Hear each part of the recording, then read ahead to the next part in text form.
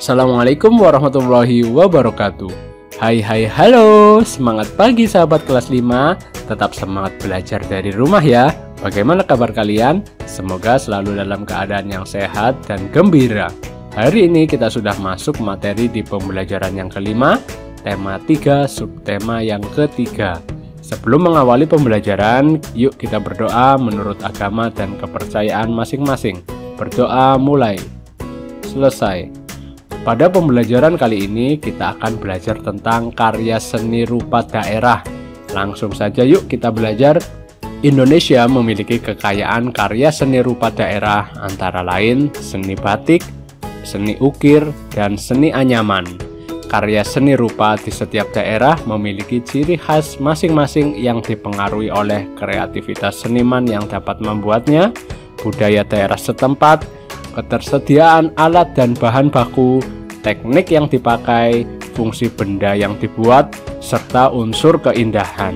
Karya seni rupa yang disebutkan tadi merupakan contoh karya seni kriya yang pengerjaannya ditekankan pada keterampilan tangan. Seni kriya batik telah lama dikenal di Nusantara. Cara dan teknik pembuatan batik ternyata memiliki kesamaan di hampir semua wilayah Indonesia. Yang membedakan adalah penggunaan warna serta motif batik tersebut. Yuk kita cari tahu alat dan bahan apa saja yang digunakan untuk membuat batik. Alat untuk membuat batik. Peralatan yang digunakan untuk membatik antara lain sebagai berikut. Yang pertama, canting. Canting merupakan alat yang digunakan menulis dengan menggunakan lilin untuk membuat motif-motif hias yang diinginkan. Canting terbuat dari tembaga, sifatnya ringan, mudah lentur, dan kuat meski tipis. Bagian-bagian dari canting yaitu gagang terong, nyamplung, dan carat atau cucuk. Kemudian alat yang kedua adalah wajan dan kompor kecil. Wajan dan kompor berfungsi untuk proses mencairkan lilin. Selain kompor, biasanya juga menggunakan pemanas lain berupa anglo. Kemudian alat yang ketiga adalah gawangan. Gawangan atau tiang penyangga digunakan untuk membentangkan kain. Gawangan terbuat dari bambu atau kayu. Gawangan ini berfungsi untuk menyandarkan kain-kain yang akan dibuat batik. Selanjutnya adalah dingklik.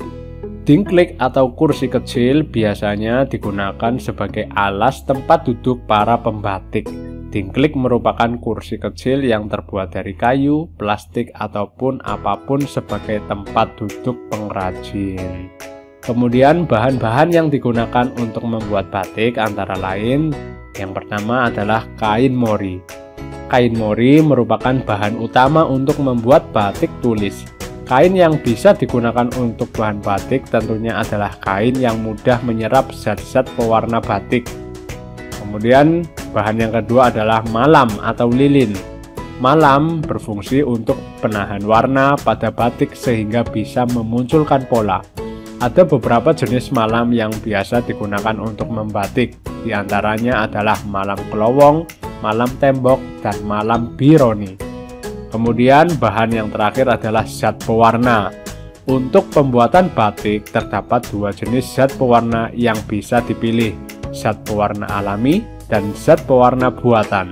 Masing-masing zat pewarna tersebut memiliki keunggulan dan kekurangannya masing-masing.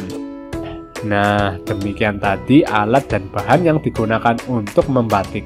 Selanjutnya, seni batik yang ada di Nusantara ini juga terdapat banyak motif yang memiliki keunikan masing-masing. Di antaranya adalah motif batik Solo Parangkusumo, motif batik Yogyakarta Ceplok, motif batik Pekalongan, dan motif batik Cirebon Megamendung.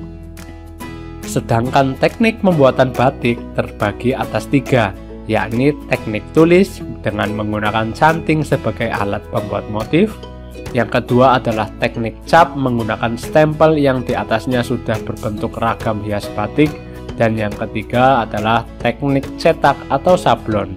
Nah, sekarang saatnya kalian mencoba untuk membuat kreasi rancangan motif batik hasil karya kalian sendiri dalam kertas gambar. Jangan lupa diwarnai ya. Cukup sampai di sini dulu ya pembelajaran hari ini. Semoga materi yang kakak sampaikan dapat bermanfaat dan dapat kalian pahami dengan baik. Terima kasih. Wassalamualaikum warahmatullahi wabarakatuh.